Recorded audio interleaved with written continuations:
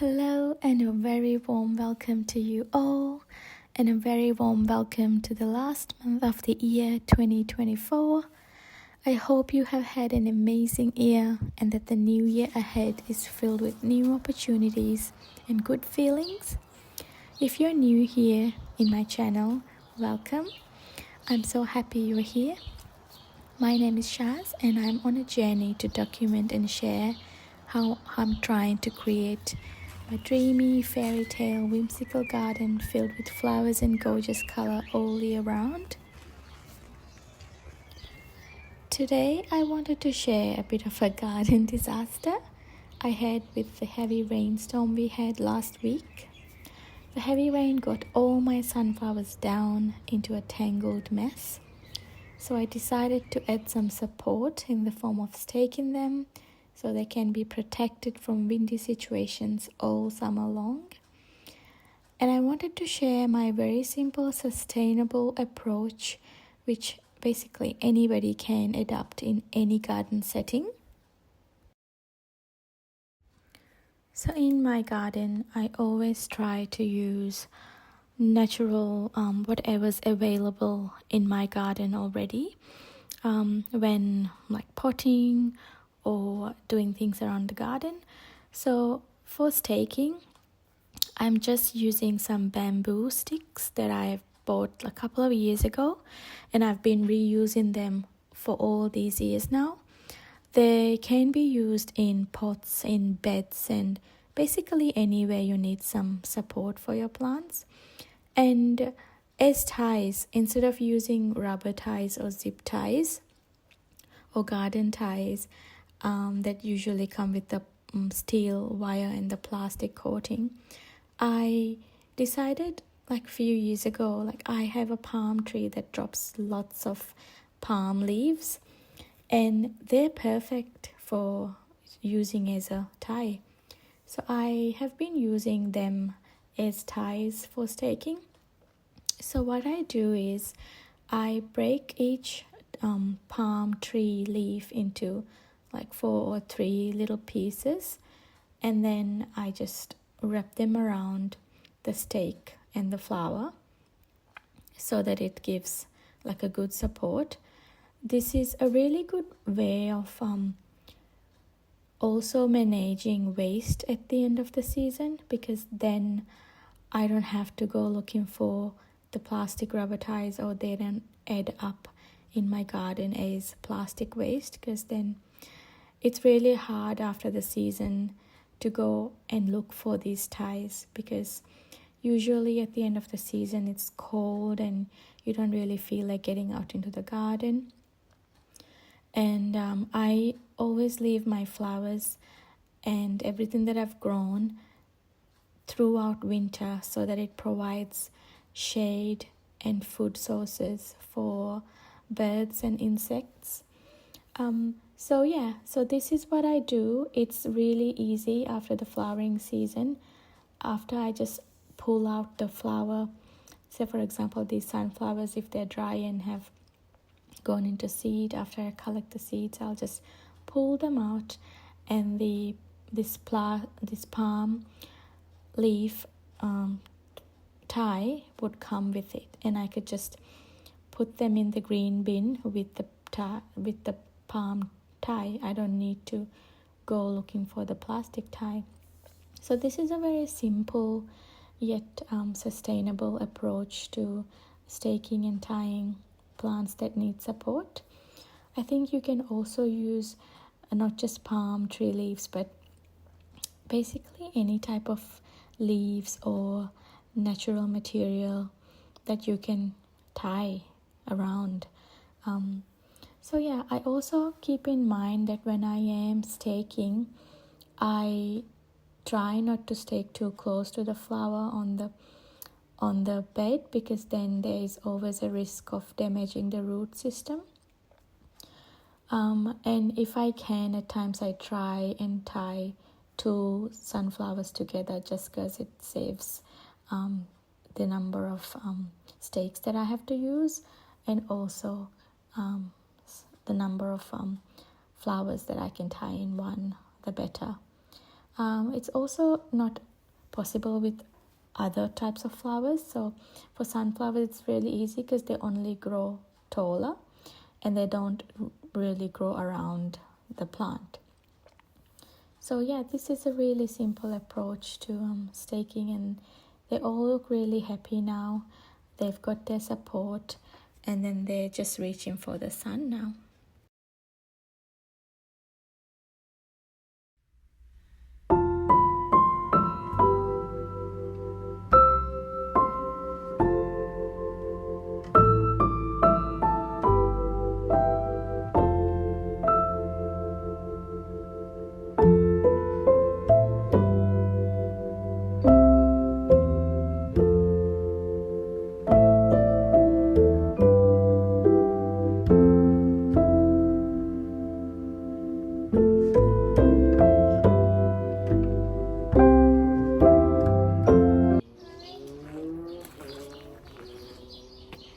I wanted to show you what's going in my veggie wildflower patch.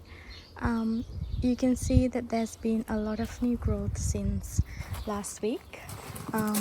It's just amazing how much of new growth these plants are putting on just after like a week. My raspberries are ripening here. These little bugs seem to really love them, so I have to make sure that I get to them before them. I'm not sure if they do anything to them. I just have noticed they love being around raspberries. I need to look up and see what they're doing here. Some more raspberries here. Sorry, it's not focusing well. And yeah, my flowers, we had a lot of thunderstorms yesterday, so we had a lot of flowers that had gone on the ground. This one had fully collapsed, so I had to put her back. My pincushion is starting to flower. How beautiful is that? I've got another color, purple, just on the other side. I'll show you around. And here's the first bed where I still need to put some more of my chilies and the rest of my zinnias in. They're doing really well. Look at all the growth these sunflowers have put. Yesterday they looked a bit sad after the rain because they had all sort of fallen down, and I had to come back here and sort of level them up to help them perk up back again. So just now I staked these sunflowers because they looked a bit droopy, and as you can see, this bed is thriving really well as well. I really need to do something about this area. It's looking a little bit messy. I've just left it after I cleaned up this place after winter. So I will, before it gets too sunny, I will start clearing up more around here. So I wanted to show you some close-up. My kale, they're doing really well. I'm not sure what these spots are and why. There've been lots of cabbage white butterflies, so they may be already doing their job at harming plants, but yeah. I'm also noticing a lot of flower ladybugs on my flowers. So apparently ladybugs help to eat pests like aphids and other bugs, so I'm really happy that they're here. They seem to be more than last year, because last year I only saw few ladybugs, and my toddler absolutely loves them. If she's not having a good day, I just bring her out here and let her find ladybugs. Even yesterday she didn't really feel like coming out, and as soon as I told her about the ladybugs, she was so excited and wanted to come and play with them. The only thing is they seem to fly away the minute she gets one of them. So yeah. Oh, I can see a little praying mantis. I'm not sure if you can see. Just here, just a tiny one. And my cosmos, they're doing really well. They're putting on a lot of new growth. What I did a week ago was I came out here and I'll show you.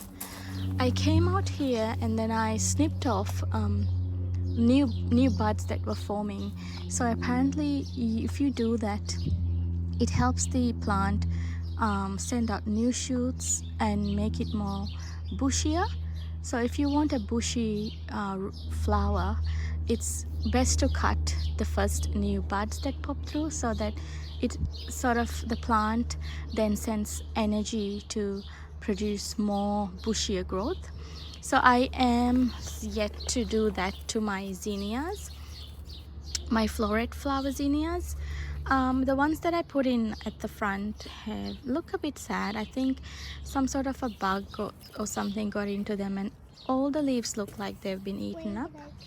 That's really pretty, darling. Oh look, they're flying away. So I need to do the same for these ones too, sort of pop these new growth. I'll show you. So you're meant to do a snip like this,